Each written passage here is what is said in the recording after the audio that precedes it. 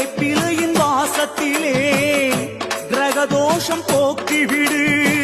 திருச்சாம்பல் மகிமையினால் என் வளர்ச்சியை கூட்டிவிடு. சன்னதி நடை திறக்க முகம் காட்டி தடை விலக்கு.